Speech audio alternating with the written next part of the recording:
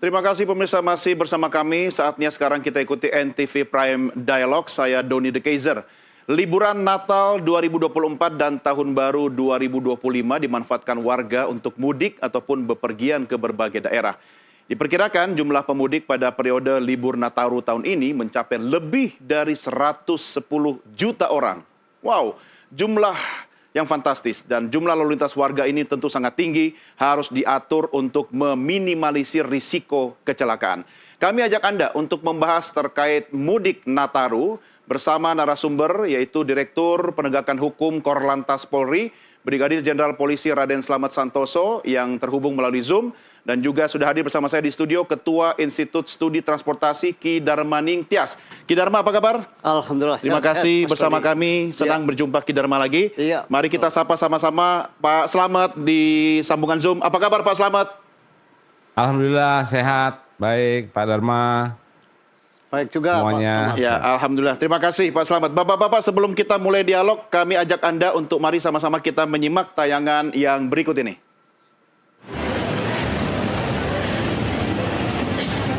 Tidak sedikit masyarakat yang memanfaatkan libur Natal dan Tahun Baru untuk pulang kampung atau mudik. Menurut data yang dirilis Badan Kebijakan Transportasi, diperkirakan potensi pergerakan masyarakat saat Nataru 2024 ini mencapai 110,67 juta orang, di mana sebagian besar pergerakan terjadi di Pulau Jawa, termasuk wilayah aglomerasi. Jumlah lalu lintas pergerakan manusia yang sangat tinggi itu harus diatur agar perjalanan warga teratur dan meminimalisir risiko kecelakaan. Dalam rangka memastikan keamanan dan kelancaran mobilitas warga, Polri melangsungkan Operasi Lilin 2024 yang berlangsung sejak 21 Desember. Tercatat dalam 3 hari Operasi Lilin, ada 54 kejadian kecelakaan, dengan korban meninggal dunia sebanyak 10 orang, luka berat 11 orang, dan luka ringan 59 orang. Terbaru, peristiwa kecelakaan terjadi di tol Surabaya-Malang, kilometer 77 pada Senin 23 Desember. Dalam rekaman CCTV yang dirilis di Telantas Polda Jatim, truk box yang berjalan mundur karena tidak kuat menanjak, ditabrak bus pariwisata yang membawa rombongan pelajar asal Bogor. 4 orang meninggal dunia dalam insiden ini. Saat meninjau langsung Pelabuhan Merak Cilegon, Kapolri Jenderal Listio Sigit Prabowo memerintahkan jajarannya untuk mengantisipasi lonjakan aktivitas masyarakat menjelang puncak libur Natal dan Tahun Baru. Sebab diprediksi angka perjalanan masyarakat masih akan meningkat hingga akhir tahun nanti. Memastikan bahwa apa yang menjadi perintah dan kebijakan Pak Presiden, yaitu bagaimana kita memberikan pelayanan dan pengamanan terbaik terhadap masyarakat yang melaksanakan Nataru, libur Nataru.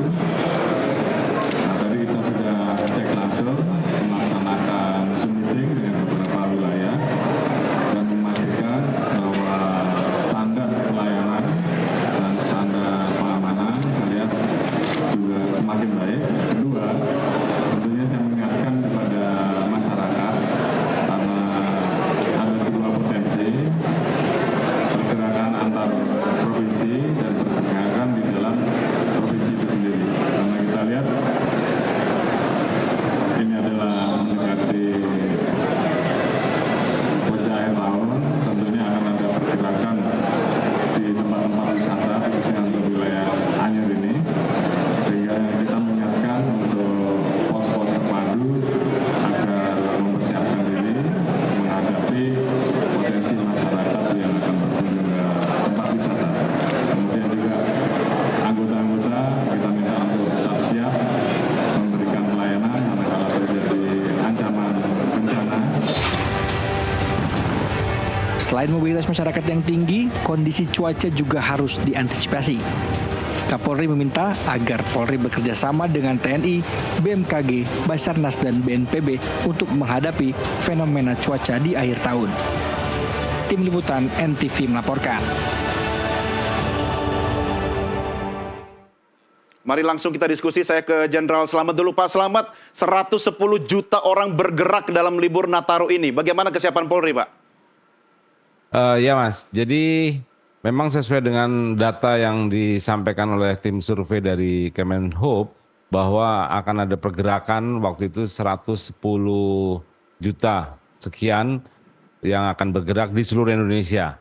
Nah, tentunya Polri dalam hal ini dari Polri telah mempersiapkan diri dengan melakukan pertama adalah melakukan berbagai survei, baik itu survei kondisi jalan maupun kondisi jalan di tol maupun jalan arteri, termasuk juga melaksanakan ramcek kepada kendaraan-kendaraan angkutan umum, khususnya dari mulai angkutan darat, bis, kereta api, pesawat, dan juga kapal-kapal laut. Nah, kemudian kita Polri menggelar yang namanya Operasi Lilin 2024. Nah, di situ terdapat 7 satgas yang akan melaksanakan kegiatan itu. Salah satunya adalah dari Korlantas itu Satgas Kamsel Tipcarlantas untuk mengantisipasi pergerakan masyarakat di seluruh Indonesia yang berjumlah sekitar 110 juta kendaraan masyarakat. Itu sudah kita persiapkan, dan tadi sudah disampaikan juga bahwa kita sudah melaksanakan gelar pasukan, kemudian latihan praoperasi.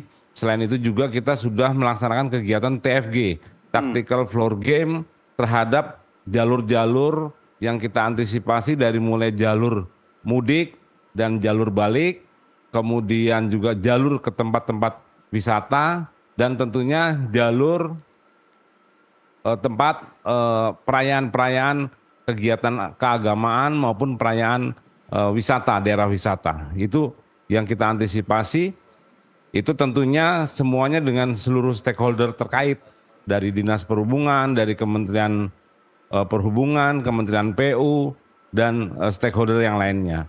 Demikian juga kita antisipasi dengan kondisi cuaca yang saat ini cukup signifikan, itu kita dengan BMKG selalu kita gelar rapat koordinasi dan integrasi dengan mereka. Begitu, Mas. Ya, Pak Slamet, tentu Ya. Korlantas Polri terus melakukan upaya untuk mencegah terjadinya kecelakaan di jalan selama masa mudik Nataru ini. Ada upaya rekayasa lalu lintas seperti apa yang mungkin tahun ini dilakukan berbeda dengan tahun-tahun sebelumnya, dan tujuan utamanya seperti apa, Pak Slamet? Ya, jadi tujuan dari digelarnya Operasi Lilin tahun 2024 ini adalah tentunya dari segi Kamsel Tipcarlantas, kita dengan target bagaimana kita menurunkan kecelakaan lalu lintas yang ada, kemudian mengurangi fatalitas korban laka, dan yang ketiga kita mengurangi atau meminimalisir kemacetan lalu lintas, dan harapan yang terakhir adalah meningkatkan budaya tertib berlalu lintas dari masyarakat. Itu yang kita persiapkan, sehingga liburan Nataru tahun ini diharapkan bisa betul-betul aman dari gangguan Kamtipmas maupun aman dari gangguan Kamsel Tipcarlantas. Kemudian juga nyaman untuk semuanya, baik itu masyarakat yang melaksanakan mudik, yang merayakan kegiatan agama, maupun yang masyarakat yang merayakan liburan ke tempat-tempat wisata. Yang ketiga adalah bagaimana masyarakat itu bisa bahagia. Bahagia itu untuk semuanya, baik itu masyarakat pemudik, petugas, dan juga para penyelenggara yang di terminal, di stasiun, di pelabuhan, dan di bandara, semuanya merasa bahagia. Itu harapan dari kita dengan menggelar Operasi Lilin tahun 2024 ini, dengan menerjunkan seluruh personil maupun sarana prasarana yang dimiliki oleh Polri, dalam hal ini oleh Korlantas. Demikian, Mas. Ya, baik, saya ke Ki Dharma. Saya pinjam statementnya Jenderal Slamet tadi bahwa ada satu kata kunci, Ki Dharma, bahagia. Yang namanya mudik itu pasti selalu bikin orang bahagia. Jadi budaya mudik ini sudah turun-temurun, tapi ada satu tadi yang Pak Slamet ingatkan, itu bagaimana budaya tertib lalu lintas itu bisa menjamin kebahagiaan mudik kita. Apa yang catatan Anda, Ki Dharma? Ya, saya kira kalau mudik tahun ini memang tidak seheboh tahun sebelumnya ya. Dari data yang ada memang terjadi penurunan jumlah pemudik. Meskipun dari survei diperkirakan akan cukup tinggi pergerakan pada saat mudik. Tetapi realitas di lapangannya memang tidak terlalu tinggi seperti yang kita perkirakan. Saya kira Jenderal juga memahami bagaimana di Merak tanggal 21 sempat sepi. Iya, iya. Padahal tahun lalu udah penuh ya? Iya, penuh. Hari ini saya kontak teman di Ketapang, Gilimanuk, juga sepi karena mungkin sebagian masyarakat kena info kemarin bahwa kendaraan yang tidak bernomor polisi DK akan dibatasi. Mungkin mereka mengalami atau mungkin menahan diri untuk tidak bepergian. Tetapi juga kondisi cuaca. Kondisi cuaca saat Saya ini. pikir Anda mau bilang kondisi ekonomi. Dua-duanya. Itu termasuk kan? Iya, jadi ada dua faktor yang menurut saya mempengaruhi tingkat mudik hari ini tidak setinggi tahun-tahun lalu. Salah satunya adalah karena faktor ekonomi. Ya. Yang kedua faktor cuaca. Faktor cuaca sangat berpengaruh terutama bagi mereka yang sudah lansia. Betul. Nah, itu mereka akan sangat hati-hati untuk mengambil keputusan untuk mudik. Karena itu kalau bahagia untuk semua, memang bahagia karena tidak bisa mudik. Jadi bahagianya di tempat masing-masing gitu ya. Bersama keluarga ya. Apalagi memang ada laporan cuaca ekstrim ya. Iya, gitu. Saya ini. kira itu sangat berpengaruh ya. Ya. Dan kondisi ekonomi masyarakat, kalau kita lihat hasil survei itu kan sebetulnya yang akan banyak melakukan pergerakan itu anak-anak Gen Z gitu ya. Iya, Nah, iya. anak-anak Gen Z kan sekarang dalam kondisi yang sulit ekonominya. Sehingga mereka itu lebih baik menahan diri tidak mudik, apalagi di wilayah DKI Jakarta atau DKJ sekarang itu melakukan banyak kegiatan wisata pada saat menjelang tahun baru, sehingga mungkin orang lebih baik ya udah kita Iya, kalau Gen Z mudiknya mudik online aja kita mah. betul. Ya. Baik, sudah bergabung juga bersama kita Kepala Biro Komunikasi dan Informasi Publik Kementerian Perhubungan Republik Indonesia, Budi Raharjo. Pak Budi, selamat malam. Selamat malam. Ya, Pak Budi, terima kasih bersama kami. Ini yang paling penting adalah koordinasi lintas sektoral antar lembaga untuk menjamin mudik dan balik itu aman. Apa yang bisa Anda sampaikan jaminan kepada masyarakat kita, Pak Budi? Ya, bicara koordinasi, saya kira itu sesuatu yang sudah rutin kita lakukan ya. Dan untuk kegiatan mudik seperti ini itu melibatkan sekitar 14 instansi ya, baik instansi pusat maupun daerah. Dan persiapan tentang Nataru ini sudah kita lakukan sejak 2 bulan yang lalu, bulan Oktober. Dan koordinasi selalu kita lakukan, baik itu di level kementerian maupun koordinasi dengan level operator. Demikian. Iya, ini banyak sekali program-program mudik gratis ya Pak Budi, yang dijalankan baik mungkin instansi pemerintah ataupun pihak swasta. Bagaimana agar program ini bisa terpadu dan paling tidak koordinasi dengan pihak-pihak terkait juga berjalan dengan baik, Pak Budi? Ya, sepemahaman kami memang ada mudik gratis, namun tentu eskalasinya tidak sebesar pada angkutan lebaran. Dan untuk Kementerian Perhubungan sendiri memang melakukan kegiatan mudik gratis. Itu mudik gratis itu melalui moda bis, angkutan jalan, yang tadi baru kita berangkatkan tadi pagi. Itu ada sekitar 3.500 orang yang terlibat, dan juga ada sekitar 30 unit kendaraan bermotor yang juga ikut untuk menjadi bagian yang dipulangkan bersama para pemudiknya tentunya. Dan juga ada pemudik melalui kapal laut ya. Itu sebenarnya ada 29.000 seat untuk pemudik kapal laut yang terbagi di 100 pelabuhan, dan realisasinya sampai hari ini sudah sekitar 20.000 pemudik gratis melalui laut. Dan juga ada pemudik melalui semacam program juga melalui kereta api, namun tidak sepenuhnya gratis. Kalau melalui kereta api ini pemudik bisa bisa melakukan mudik dengan menyertakan kendaraan bermotor, dan mereka bisa membayar lebih murah kereta api, yaitu sebesar Rp10.000 sampai Rp20.000, di mana kemudian setelah itu mereka dapat memberikan juga motornya ke tempat tujuan. Ya, ini mudik gratis termasuk arus balik gratis juga nggak Pak yang difasilitasi? Ya, untuk kereta api untuk kereta api termasuk arus balik. Ya. Oke, untuk leading sektornya siapa Pak di lapangan ini? Ya, yang tadi saya sebutkan itu adalah programnya Kementerian Perhubungan semua. Jadi Semua dalam ya? hal ini untuk perhubungan darat adalah Dirjen Perhubungan Darat, kemudian untuk kereta api di Jabodetabek dan juga untuk laut adalah di Purwon Laut.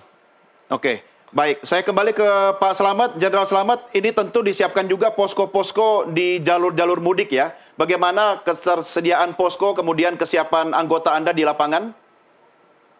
Ya, jadi kita dalam melaksanakan mudik ini terhadap mengantisipasi di 4 wilayah tadi, arus mudik, arus balik, kemudian arus wisatawan, kemudian juga arus ke tempat kegiatan agama, kita sudah menggelar selain tadi sejumlah personil hampir mencapai 130.000 personil gabungan dari kepolisian maupun dari instansi terkait di seluruh Indonesia. Kemudian juga kita sudah menggelar pos pengamanan dan pos pelayanan baik itu di jalan arteri maupun di jalan tol.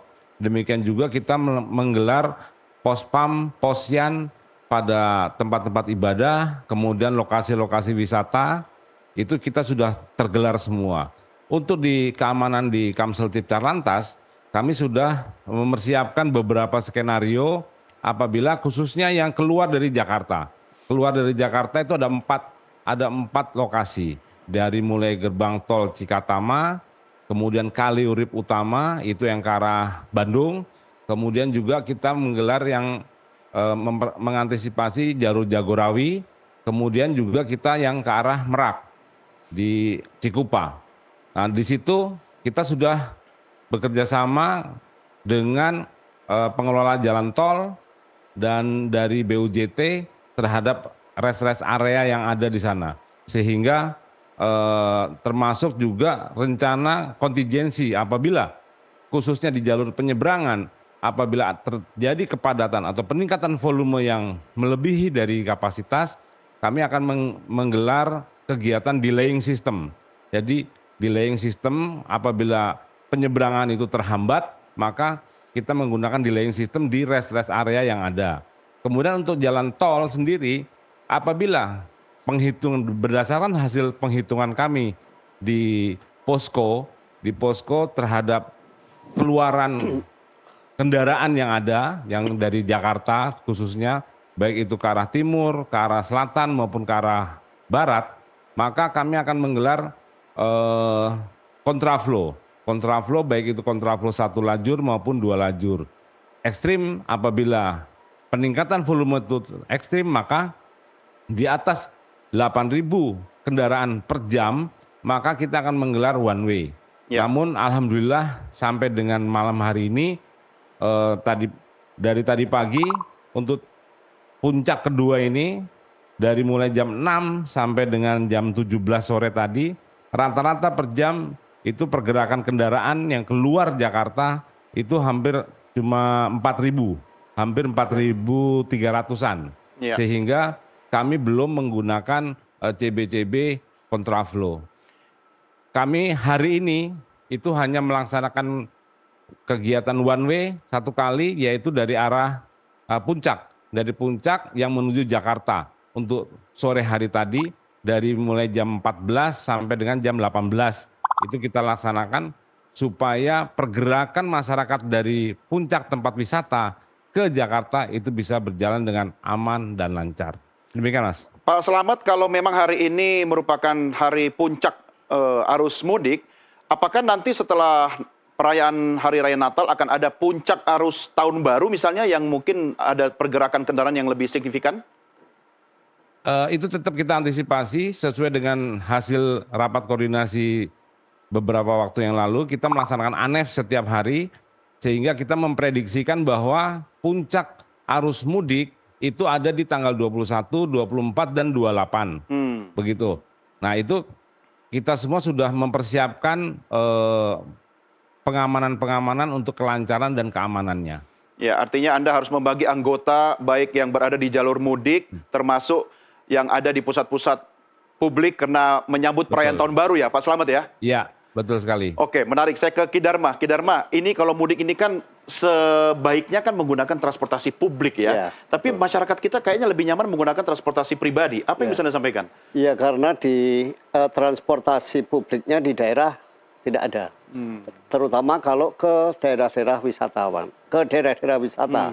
Sehingga mau tidak mau dari kalkulasi ekonomi maupun efektivitas waktu, orang lebih baik menggunakan kendaraan pribadi. Ya, ini memang PR-nya pemerintah daerah bagaimana mengembangkan transportasi publik. Saya kira melalui media ini berkali-kali saya selalu menyarankan bahwa kondisi-kondisi saat mudik ini harusnya menjadi momentum bagi pemerintah daerah untuk membenahi angkutan umumnya.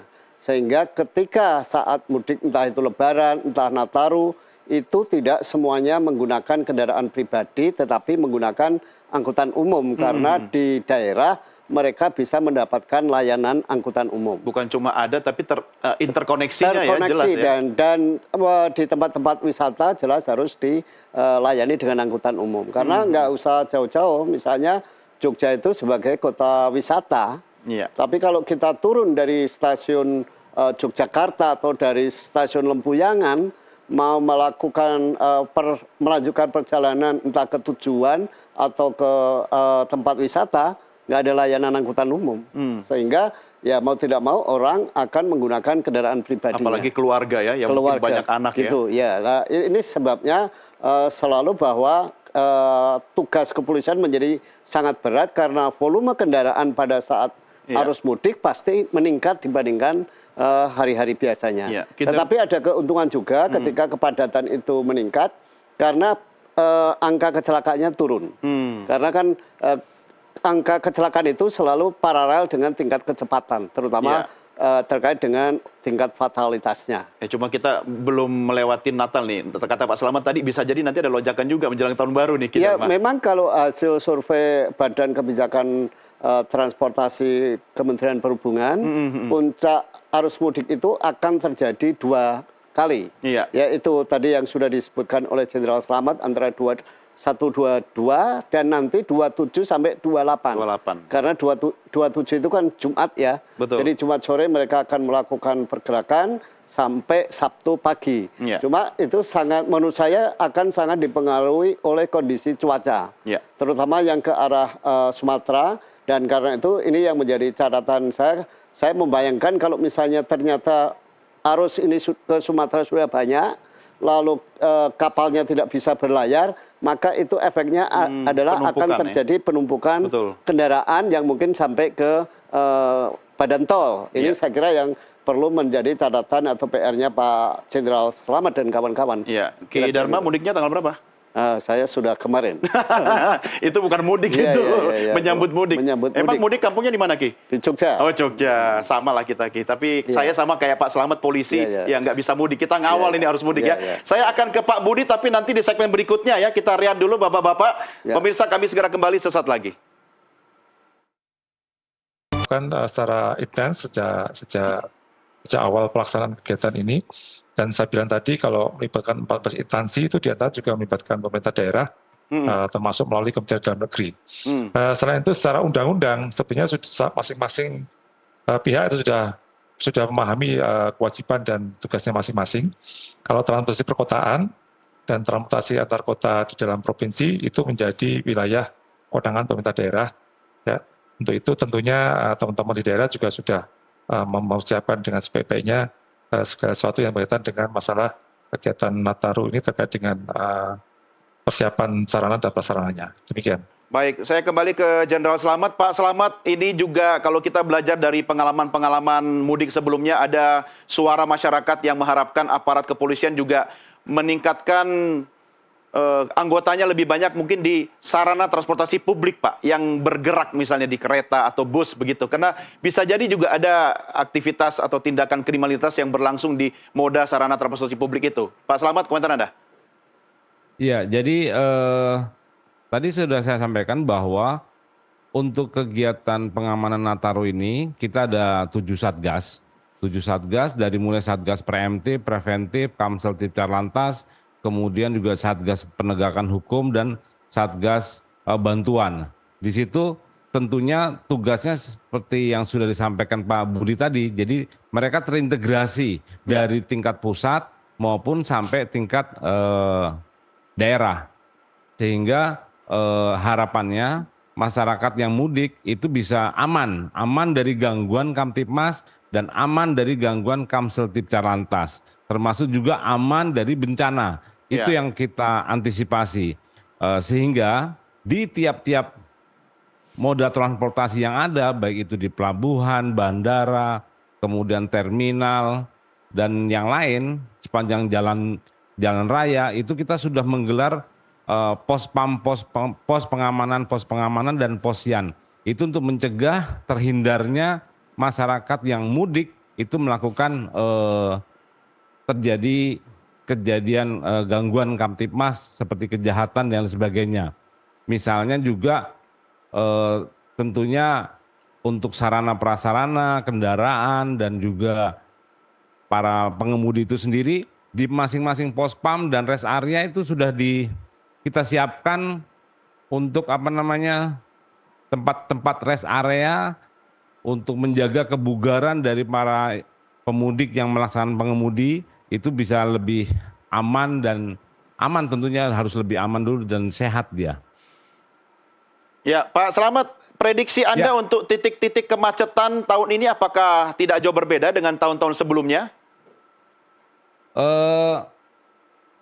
Untuk kita sebelum melaksanakan ini, kita melakukan evaluasi dengan seluruh stakeholder yang ada, kita evaluasi, dan dari titik-titik kemacetan atau kepadatan peningkatan terhadap arus lalu lintas yang ada, tentunya itu ada beberapa lokasi, misalnya seperti di jalan tol Cikampek, kemudian Cipularang, kemudian penyeberangan, kemudian di daerah tujuan paling banyak tahun ini itu paling banyak daerah tujuan adalah di Jawa Barat, Jawa Tengah, Jogja, dan Jawa Timur, termasuk Bali.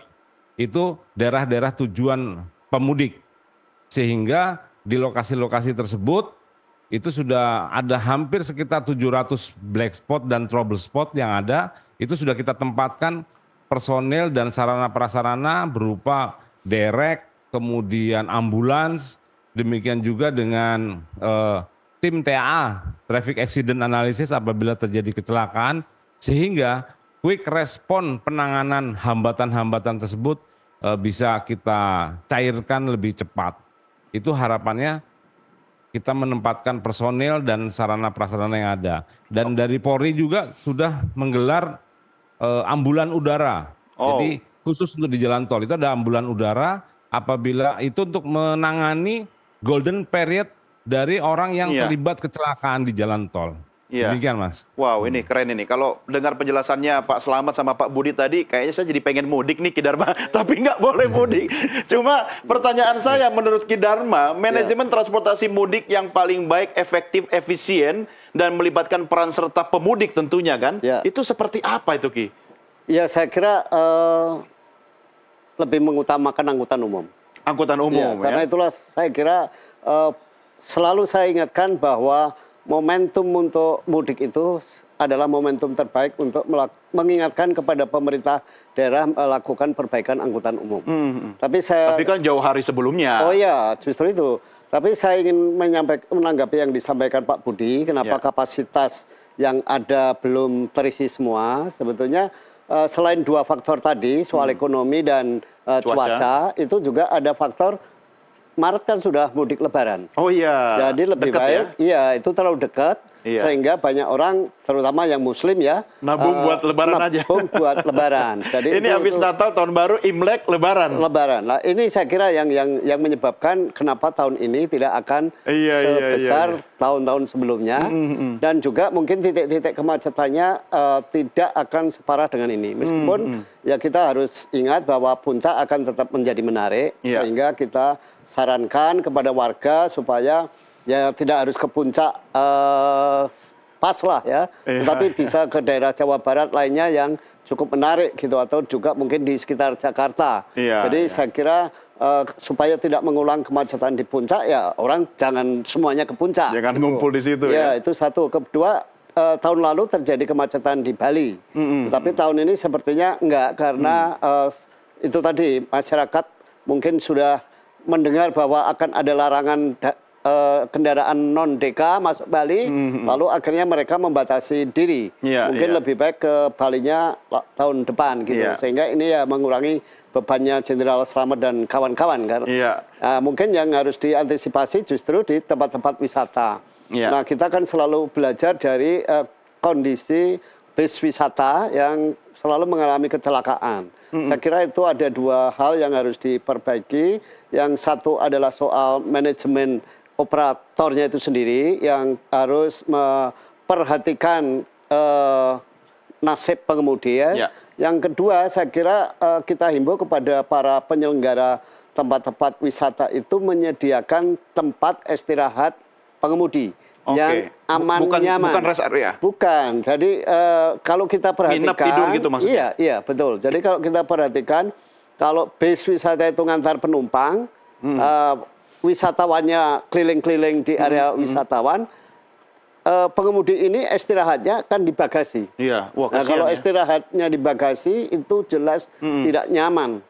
Kualitas tidurnya tidak bagus. Karena itu mestinya semua tempat wisata itu menyediakan tempat istirahat untuk pengemudi yang nyaman. Ini menarik yang disampaikan Ki Dharma. Saya kembali ke Pak Budi, karena Pak Budi nggak bisa lama-lama sama kita. Jadi sekaligus Pak Budi bisa mengelaborasi apa yang disampaikan oleh Ki Dharma tadi, termasuk apa yang bisa Anda sampaikan kepada pemudik kita untuk menjalankan mudik dengan baik ini. Pak Budi, silakan. Baik, terima kasih. Saya kira kita punya kesempatan bersama bahwasanya fokus kita adalah keselamatan. Jadi keselamatan ini tidak hanya menjadi sebuah kewajiban dari pemerintah, tetapi harus ada partisipasi semua pihak. Itu kami berharap masyarakat yang akan menjalankan mudik atau menjalankan perjalanan pada Nataru saat ini juga benar-benar mempersiapkan diri. Kalau menggunakan kendaraan pribadi ya mempersiapkan diri secara fisik, kendaraannya juga disiapkan, dan juga mencoba untuk akrab dengan perkiraan cuaca, ya, sehingga silakan mengakses kondisi-kondisi cuaca, karena sebenarnya aplikasi dari BMKG sudah cukup mudah untuk dimanfaatkan publik secara maksimal.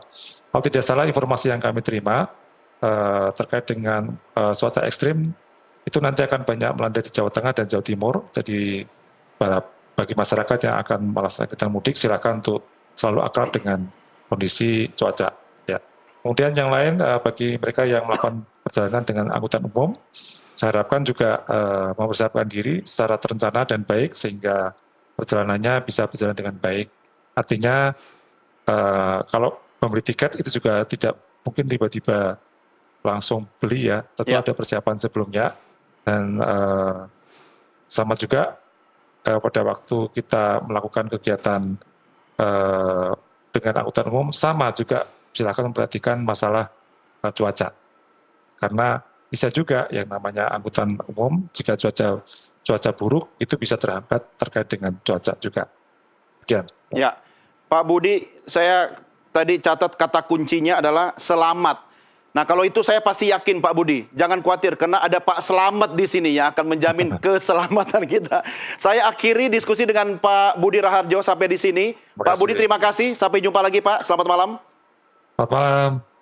Ya, demikian diskusi dengan Budi Raharjo, Kepala Biro Komunikasi dan Informasi Publik Kementerian Perhubungan Republik Indonesia. Saya masih melanjutkan diskusi dengan Pak Slamet dan juga Ki Dharma. Pak Slamet, harapan kita semua selamat. Tapi ada titik-titik tertentu mungkin yang perlu diantisipasi. Maksud saya begini, Pak. Kalau upaya preventif dilakukan oleh Polri, Korlantas misalnya, di pintu-pintu keluar sebelum masuk tol untuk arah mudik. Misalnya pemeriksaan surat-surat atau kondisi kendaraan, mungkin bisa menekan angka kecelakaan. Pak Slamet, komentar Anda. Ya, jadi untuk saat ini kita dalam hal penegakan hukum kita sudah menggunakan ETLE, ya, Electronic Law Enforcement. Di masing-masing daerah kita sudah terpasang, walaupun belum terlalu maksimal, tapi sudah kita upayakan terus dari keluar masuknya kendaraan di daerah-daerah, baik itu di Jakarta, kemudian di Jawa Barat, Bandung, itu di tiap daerah sudah ada kamera ETLE. Jadi untuk penindakan pelanggarannya kita sudah menggunakan ETLE. Ya, jadi ETLE sehingga itu untuk merubah budaya masyarakat bahwa apabila dia melanggar tetap kita akan lakukan penindakan. Namun perlu kegiatan preemptifnya juga kita kencangkan kepada masyarakat itu untuk yang khususnya mengemudi kendaraan jarak jauh tetap 2 jam itu wajib istirahat. Karena di pos pelayanan dan di rest area baik itu dari kepolisian maupun dari instansi terkait itu sudah disiapkan. Untuk dari Jakarta saja, data jumlah kendaraan yang ada di Jakarta, Jabodetabek, itu hampir sekitar 26 jutaan. 26 juta kendaraan. Jadi karena ini operasi ini saat ini itu merupakan menjadi ajang latihan. Nanti akan kita evaluasi hasilnya untuk mempersiapkan diri pada saat PAM operasi Lebaran. Ya. Itu sudah kita sepakati dengan 14 stakeholder yang ada, kita persiapkan dengan baik. Tapi saya setuju dengan Pak yang disampaikan Pak Dharma tadi, bahwa kita pelan-pelan tetap harus mengoptimalkan penggunaan kendaraan angkutan umum. Itu akan lebih mengurangi karena peningkatan jumlah kendaraan itu perbandingannya dengan peningkatan jumlah kapasitas jalan itu jauh Iya. sekali, sehingga kita perlu pengaturan yang lebih dalam nanti untuk penanganan ini. Di titik-titik area silakan masyarakat yang mengemudikan selain mengecek kesiapan fisiknya, mengecek kesiapan kendaraannya, juga apabila sudah harus bersahabat dengan cuaca seperti yang disampaikan Pak Budi tadi. Demikian juga kita juga untuk operasi tahun ini kita memfungsionalkan 2 ruas tol di Jogja, Klaten Prambanan, dan di Probolinggo. Itu 2 itu untuk mempercepat arus sehingga nanti apabila Pak Dharma mau mudik, nah itu udah lebih aman cepat lah lagi. ya. Nah, gitu aman ya. Tapi Pak Slamet, dari tadi Anda ngomongin soal pemudik, kemudian pengemudi. Nah, anggota Anda sendiri juga harus dipikirin dong bagaimana kesiapannya, kemudian kesehatannya, istirahatnya, teman-teman yang di lapangan nanti seperti apa ini Pak? Ya, untuk anggota sendiri sudah kita persiapkan, sudah kita manage, kita atur sehingga nanti mereka mudiknya setelah operasi ini berakhir, nah baru mereka diatur untuk pelaksanaan mudiknya.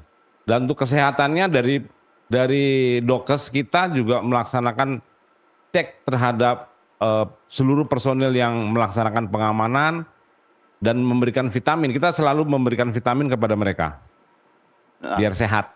Itu dia. Ya. Ki Dharma, jadi mudik setelah tahun baru? Iya, sebetulnya kalau saya sewaktu-waktu mudik, Iya. tapi saya kira yang Sekaligus ngawasin lah ya Iya, bagaimana ya, pelaksanaan. Saya selalu mencoba melihat lapangan, tapi menurut saya yang harus diantisipasi itu kan justru di luar mudik, karena dari beberapa perusahaan itu kan meliburkannya itu sampai Iya. 6 Januari. Betul. Nah, jadi puncak di luar puncak ini juga harus diwaspadai oleh Pak Slamet dan kawan-kawan karena mungkin juga akan terjadi mobilitas yang tinggi, terutama yang baliknya pasca tahun baru. Ya. Itu yang saya kira catatan penting untuk kita ketahui bersama. Ya, Ki Dharma, ini penting juga kita diskusikan soal bagaimana perusahaan otobus itu ya, untuk tidak main mata atau ya bermain-main lah dalam hal menyiapkan kondisi kendaraannya, termasuk pengemudi yang Anda katakan tadi. Apa yang bisa Anda sampaikan, mumpung ada Pak Slamet? Iya, sebetulnya itu dulu pernah saya sampaikan ke Dirjen Perhubungan Darat supaya dibuat standar harga. Kalau kita menyewa satu bis wisata, standar harga itu sudah termasuk komponen 2 pengemudi. Ya. Karena selama ini angkutan wisata itu selalu hanya dikemudikan oleh satu pengemudi. ya. Padahal kita tahu tempat wisata itu selalu macet, jalannya belum tentu semulus dengan hariannya, sehingga butuh kompetensi tersendiri.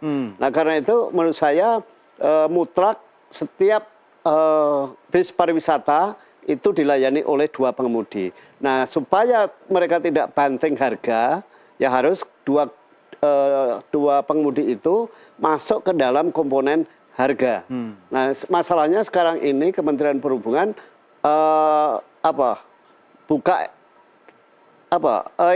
bebas gitu loh, tarif bebas, tidak membuat standar tarif untuk sewa bis pariwisata. Menurut saya itu ke mekanisme pasar. Mekanisme pasar. Oh, oke. Saya kira itu tidak tepat karena kalau dibebaskan kepada mekanisme pasar, maka ada aspek yang dikorbankan yaitu aspek keselamatan. Bisa memengaruhi kualitas dan keselamatan tadi ya. Iya, keselamatan terutama ya. Itu sangat penting. Nah, ini bahaya kalau ini kemudian tidak bisa diantisipasi. Tapi kalau sudah terjadi bagaimana bentuk pengawasan di lapangan menurut Anda? Ya, kalau itu sudah ranahnya Pak Slamet ya. Ranahnya Pak Slamet kalau sudah terjadi di lapangan. Tapi yang kita berharap ini preventifnya lah. Betul, betul. Jadi kita justru berharap semua sebetulnya bukan hanya angkutan wisata ya, tapi angkutan orang, angkutan barang pun jangan dilepas ke mekanisme pasar. Karena misalnya ada odol overdimensi dan overloading itu terjadi juga karena tidak ada pengaturan mekanisme tarif. Kalau ada pengaturan mengenai mekanisme tarif tidak diserahkan ke mekanisme pasar, saya kira itu akan dapat mengendalikan operasional, baik itu bis wisata, bis penumpang biasa maupun angkutan barang. Nah ini yang saya kira belum ada dan saya kira terkait dengan manajemen mudik tahun-tahun yang akan datang, ini sudah harus diatur gitu. Saya kira masih ada kesempatan 3 bulan untuk menyiapkan angkutan mudik Lebaran ya. Itu supaya lebih baik. Ki Slamet, apa yang bisa Anda sampaikan kepada masyarakat kita? Maksud saya bukan Ki Slamet, Ki Dharma. Ini gara-gara ngomong dengan Pak Slamet yang berharap mudiknya selamat.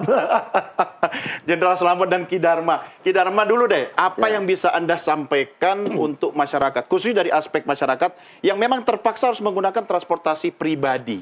Ya, ini sekaligus closing statement dari Anda. Ya, saya kira persyaratan-persyaratan terutama mengecek kondisi kendaraan itu mutlak ya. Tetapi yang paling penting adalah disiplin dalam berlalu lintas. Satu kelemahan kita itu adalah penggunaan HP saat mengemudi. Padahal survei-survei termasuk survei di Eropa itu dari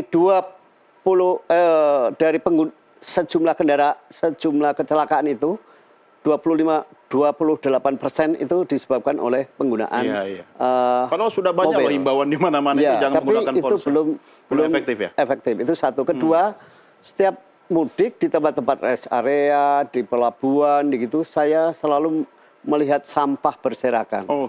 Jadi saya kira ini yang belum tersentuh oleh pemerintah, bagaimana mengajarkan pemudik itu untuk tertib, tidak membuang sampah berserakan sembarang tempat. Karena saya kira kita perlu meniru saudara-saudara kita di Jepang lah. Begitu tertibnya sehingga kita jarang menemukan sampah di Jepang misalnya. Bahkan di stadion kita pun yang membersihkan mereka. Nah, kalau saya ke lapangan di pelabuhan, di terminal, rest area itu penuh dengan sampah pemudik.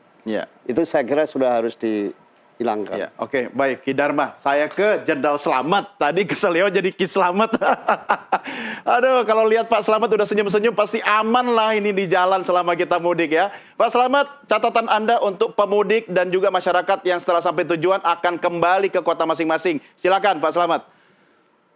Ya, jadi untuk kepada masyarakat yang melaksanakan mudik maupun melaksanakan kegiatan liburan Nataru, tentunya yang pertama adalah yang di kendaraan yang berkendara dulu harap menyiapkan fisik dari pengemudi itu sendiri. Yang kedua, fisik dari kendaraan itu sendiri sehingga tidak terjadi trouble dan lain sebagainya, gangguan di jalan. Kemudian apabila lelah, silakan istirahat di rest area yang ada, baik itu di jalan tol maupun di arteri.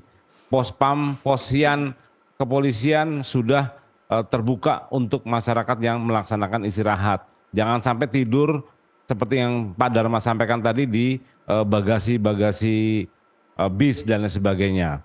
Kemudian juga apabila perhatikan terus perakiraan cuaca dari BMKG, karena kita harus bersahabat dengan cuaca di Indonesia ini. bagaimana kita hidup di ring of fire, Ya. ring cuaca yang seperti ini. Kita harus bersahabat, jangan kita menyalahkan itu. Kemudian patuhi peraturan-peraturan lalu lintas yang sudah disampaikan baik lewat manajemen media kami dari NTMC maupun dari Divisi Humas Polri, sehingga masyarakat itu bisa terupdate terus perkembangan situasi-situasi yang ada. Itu untuk masyarakat yang berpergian. Bagi yang akan menyewa kendaraan wisata, cek betul, tanyakan kondisi bis yang akan digunakan itu sudah diram cek atau belum, sehingga betul-betul selamat tadi, seperti nama saya. Asik. Kemudian, terus bagi kendaraan yang bagi masyarakat yang akan mudik, dari Satgas preventif kita itu juga sudah menyiapkan berbagai kegiatan-kegiatan. Tolong betul-betul cek, pastikan rumah yang ditinggalkan itu terkunci, kemudian listrik, kompor, dan jaringan air itu harus dipastikan aman, sehingga pada saat kembali nanti itu betul-betul rumahnya dalam kondisi aman. Ya. Titip kepada kepala RT, RW atau tetangga yang tidak mudik, sehingga kita bisa saling menjaga antara satu tetangga dengan tetangga yang lain. Kemudian untuk di daerah-daerah wisata juga, karena banyak khususnya di tempatnya Pak Dharma di Jogja itu kan banyak memang lokasi-lokasi ketinggian, tempat-tempat wisata yang seperti itu sebenarnya kelas jalannya tidak memenuhi syarat untuk kendaraan bis. Nah, itu perlu diantisipasi. Itu petugas kami sudah mempersiapkan untuk melakukan pengalihan arus apabila ada kendaraan yang melintas di luar kelas jalan yang disampaikan. Mungkin itu yang dapat kami sampaikan kepada seluruh masyarakat yang akan melaksanakan mudik, melaksanakan perayaan Nataru, agar tetap hati-hati dan jaga keselamatan masing-masing, sehingga perayaan Nataru tahun ini dapat berjalan dengan aman, nyaman, lancar, dan bahagia. Seperti yang saya sampaikan tadi. Jangan lupa Pak, satu lagi, dan selamat. Iya, itu dia. Pak Slamet, terima kasih, dan sampaikan terima kasih kami juga kepada seluruh anggota dan jajaran Anda yang bertugas mengawal mengamankan arus mudik Nataru tahun ini, Pak Slamet. Terima kasih, sama-sama. Iya. Pak Dharma nanti setelah tahun baru mudik bareng. Jogja kita. Saya juga Jogja, Pak Slamet, ya. Ajak-ajak saya. Oh ya, bertiga lah. Asik. Terima kasih Jenderal Slamet dan juga Ki Ya, Dharma. Terima kasih. Selamat malam, sampai jumpa lagi Ki Dharma. Dan pemirsa, inilah akhir jumpa kita dalam NTV Prime Dialog, sekaligus mengakhiri program NTV Prime edisi hari ini. Atas nama rekan-rekan redaksi dan seluruh kerabat kerja yang bertugas, saya Doni De Keizer berterima kasih atas kebersamaan kita. Salam Nusantara, merdeka.